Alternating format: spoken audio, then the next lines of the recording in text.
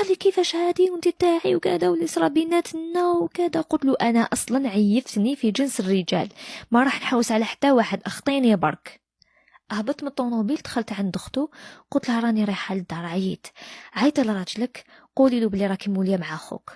ورحت، كنت شويه بعيده على الدار، ركبت في البيس، هبطت في باب الواد، فكرت نهار ضربني وحطني وراح. رحت من نفس الطريق، وهذاك المكان يبيعوا فيه كتب دينيه واقمصه وجلابيب. دخلت لواحد الحانوت قاعده نشوف في الكتب، شفت واحد الكتاب اسمه الداء والدواء. يا خوتي الكتاب هذا هايل، انا يعجبني، تاع الامام ابن القيم رحمه الله. جاني السعر شويه غالي، طلعت للدار قلت لخويا مدلي دراهم، ورحت شريته.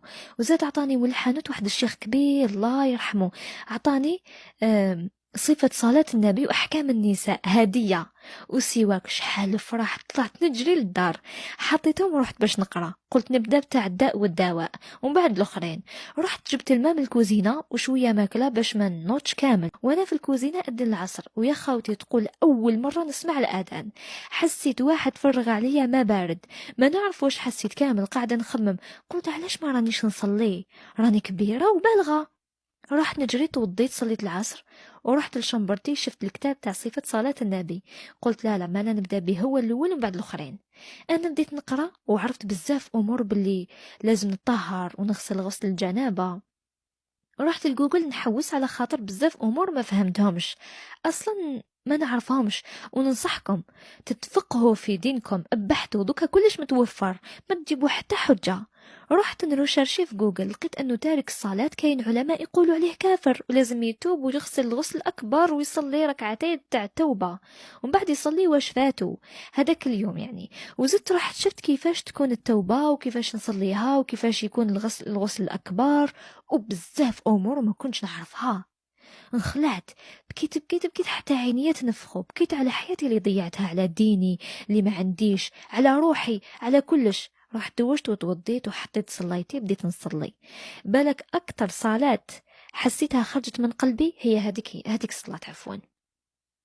مجرد ما سجدت انفجرت بالبكاء، بكيت بكاء تاع عمري كامل بكيتو. ما قدرتش ما نبقى ندعي. من بعد رفعت من السجود وزدت سجدت وزدت بكيت حتى ما قدرتش نتنفس. قلت حاجة واحدة، يا ربي يا ربي اغفر لي، اهديني يا ربي اعني. ونوض كملت صلاتي وانا دموعي ما حبسوش كامل. حكمت بلاصتي وقعدت نقرا في هذاك الكتاب، كملته هذيك الليلة تخيلوا. وكل ما يأذن نوض نصلي ونحكم بلاصة. غدوة من داك فتحت كتاب أحكام النساء، فيه 2 مجلدات، قريت وعرفت بزاف أمور كنت نجهلها ولازم احنا النساء نتعلموها. قعدت هكاك أسبوع وماما عجبها كي شافتني نصلي ونقرا ونعاونها في الدار، فرحت بيا بزاف. خرجت الريزلطة وديت 11، جامي في حياتي ما ديتها. ماما قالت لي وش بيك ومنا، قلت لها العام الجاي نعوضها. كشفتني هكاك ما هدرتش معايا. جوزت الصيف هكاك وغلقت الفيسبوك وفتحت واحد جديد وبدلت نيميرو تاعي وكلش، وكل ما يخلص لي كتاب نشري واحد جديد. واحد المرة رحت نشري واحد جديد، لقيت مع زكريا قاعد يمشي مورايا ويحبس فيا وانا نغاول باش ما يلحقنيش، سبقني وحبسني، قال